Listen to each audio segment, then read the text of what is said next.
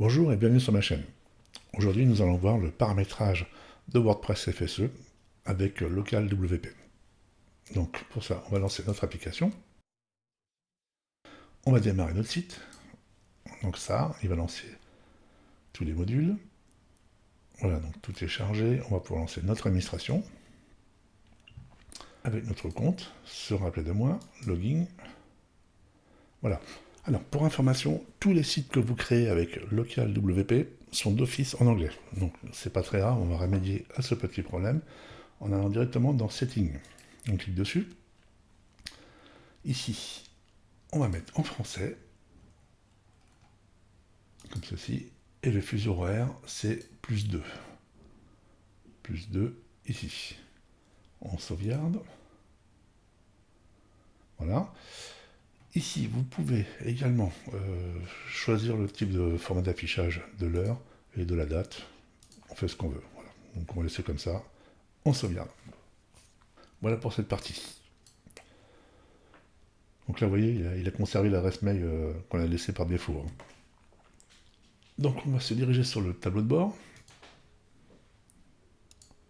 Là, on peut décocher ce machin-là. Voilà. Donc ici, sur ce tableau de bord, vous avez quelques informations concernant le site.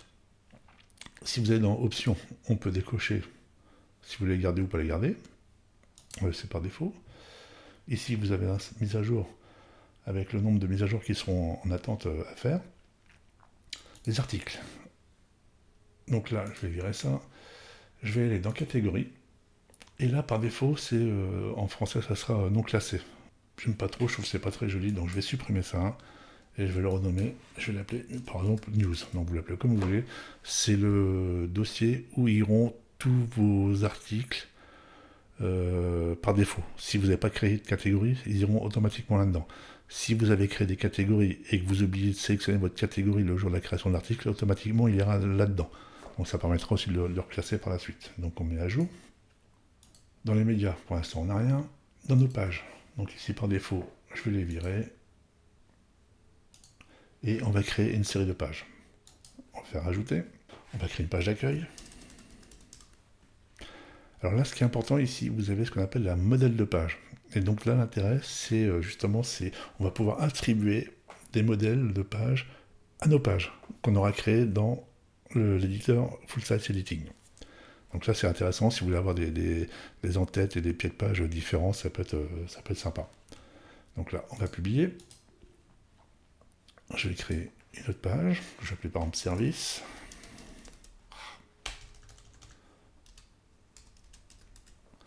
Voilà. Publier. On va en créer une autre qu'on va appeler actualité, qui pourrait éventuellement correspondre à un blog. On va publier. On va créer une page contact.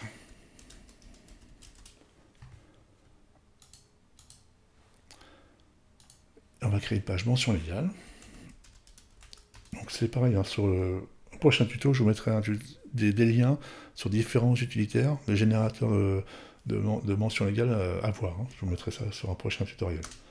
Mention légale. Donc là, toujours modèle de page, en barre défaut. Et moi, je vais créer ce qu'on appelle une page maintenance.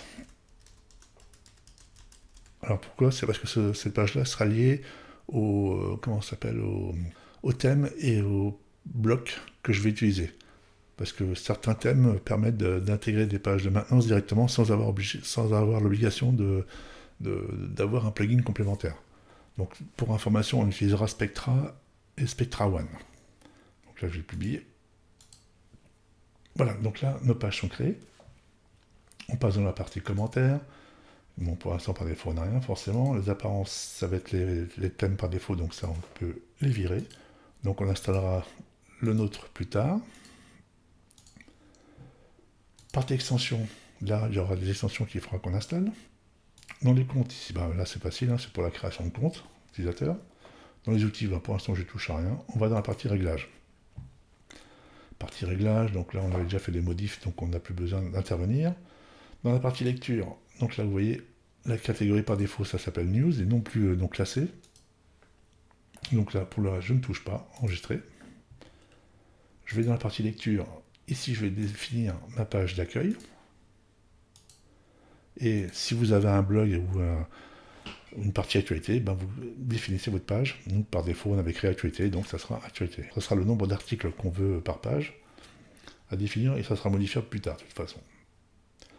Là, on est en local, donc on peut cocher ça, il n'y a aucun danger. Par contre, si vous le cochez et que vous tirez votre site sur un hébergeur, pensez à le redécocher. Les commentaires. Si vous n'utilisez pas les commentaires sur votre site, je vous conseille de décocher toutes ces options. Pas nécessaire qu'elles soient actives. Voilà, et là on fait enregistrer. Partie média. Donc là, par défaut, je laisse tout ça. Ici, vous avez une case qui est cochée. Cette case cochée correspond au classement. Donc c'est bien marqué. Hein. C'est pour ranger l'organisation de ces images. Donc là, à chaque fois, il va vous créer un dossier mensuel et annuel. À chaque fois, vous allez importer, uploader les images. Donc ça va vous faire toute une ribambelle de dossiers. Selon la quantité d'images qu'on fait, ben, ça peut être bien si on fait beaucoup d'imports par rapport à un blog. Maintenant, si vous faites très peu d'import d'images sur du long terme, vous pouvez décocher ça. L'intérêt de décocher ça, c'est que toutes vos images seront dans le même dossier. Voilà. Ça n'apporte rien de plus, c'est juste une question d'esthétique. Enregistrer. Les permanents, très important. Donc on coche bien titre de publication, donc un post name. C'est ce qu'il y aura quand on aura mon nom de domaine et puis la page ou l'article. Vous avez la possibilité aussi d'ajouter la partie catégorie. On clique dessus ici, et donc là du coup vous ajoutez ici catégorie en français, et ce qui va se passer, c'est que vous allez avoir mon nom de domaine, catégorie, la sous-catégorie, et après le nom de l'article. Bon, après ça fait des liens à rallonge, donc après c'est une question de goût. Bon, moi je vais le désactiver. Voilà, c'est pas une obligation, il vaut mieux avoir des liens courts, je pense que ça peut être plus efficace pour le référencement. Enfin, sous réserve à confirmer. Enregistrer. Ici. Donc si vous avez besoin d'une page de confidentialité, vous la recréez ici directement. Donc là, du fait que j'ai supprimé la première qui est en anglais, là, si je la recrée maintenant, elle sera en français. Donc selon vos besoins. On retourne sur le tableau de bord. Là, a priori, j'ai une petite mise à jour. Ici, on va la mettre à jour. On va sur notre site pour voir à quoi il ressemble. Donc là, il m'a créé par défaut le menu. On pourra le corriger ça ultérieurement. Une fois que vous avez terminé de travailler sur le site, pensez, c'est très important, à faire un stop site, de manière à ce que tous les modules s'arrêtent proprement. Et après, vous pourrez fermer et vous relancer tout simplement votre site si vous avez besoin de retravailler dessus. N'hésitez pas à vous abonner, à mettre un pouce bleu pour faire connaître la chaîne, et ça aide au référencement bien sûr. Je vous remercie et je vous dis à très bientôt pour un prochain tutoriel. Au revoir.